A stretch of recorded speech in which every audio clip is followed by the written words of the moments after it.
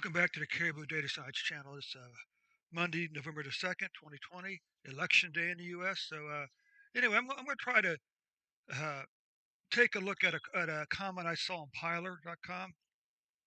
And that is, he said the CDC says that COVID-19 only accounts for 6% of the deaths in the U.S.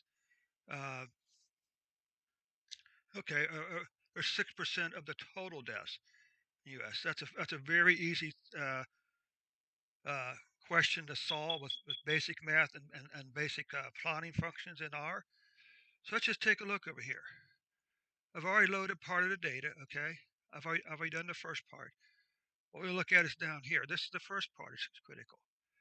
We only want the rows that contain weekly summary data.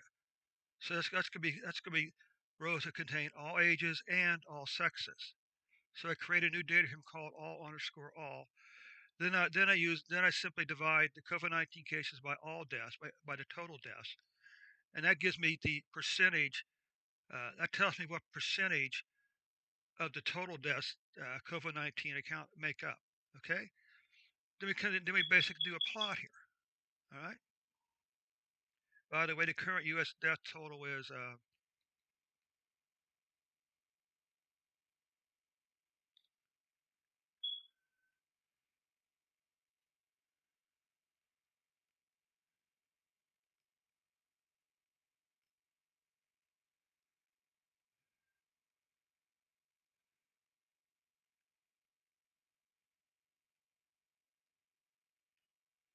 okay, and that magic number is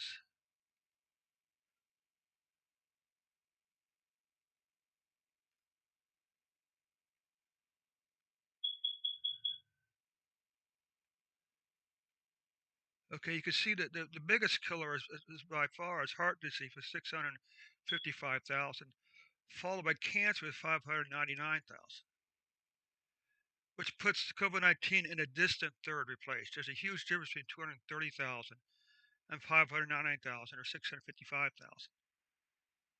But that doesn't mean that these 230,000 deaths don't matter. Okay, that doesn't mean we have to do. We still have to try to continue to reduce the number of deaths in the U.S. Okay, so first let's plot the percentages here, and this is incredibly good news. This should be so surprised if you think about it, because this mirrors the decline in deaths. Okay, but back in April, uh, the percentage of almost 25 COVID-19 deaths accounted for almost 25% of the deaths back for April. Okay, but now here in October, the last week of October here, probably actually this should be uh,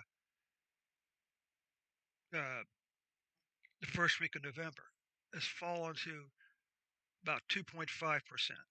Okay,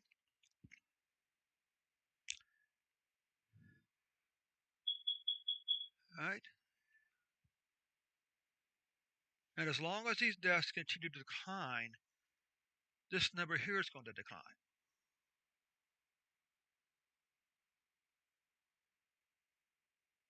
Okay, now let's take a look at in terms of just the raw numbers. And one more time, heart disease 655,000, cancer 599,000, COVID-19 deaths 230,548 as of November 1st.